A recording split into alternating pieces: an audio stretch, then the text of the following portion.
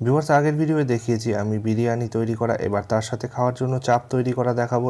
এর জন্য আমি আগের দিন চিকেনটাকে টক দই, কাজু বাটা, কিশমিশ বাটা, আদা রসুনের পেস্ট, পেঁয়াজ বাটা আর লবণ দিয়ে ম্যারিনেট করে রেখেছি। সাথে গরম মশলাও দিয়েছিলাম। এখানে নিয়েছি কিছুটা ঘি আর সাদা তেল মেশানো, পুরোটা ঘিয়ে তৈরি করব না। এবার এর মধ্যে চিকেনটা হালকা করে ভেজে নেব। এবার কিছুটা ভাজা হয়ে গেলে তার মধ্যে যে ম্যারিনেশনের যে রিমেনিংটা এটা দিয়ে দেব, সাথে কিছুটা জল মিশিয়ে দেব, কারণ পুরোটা কাছিয়ে তোলার জন্য কৌটোটাতে জল দিতেই হবে।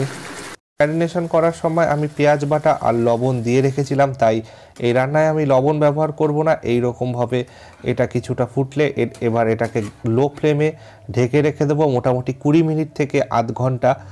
এতে একদম তৈরি হয়ে যাবে। তৈরি হয়ে গেলে এর মধ্যে সামান্য পরিমাণ কেওড়া জল ছিটিয়ে দেব।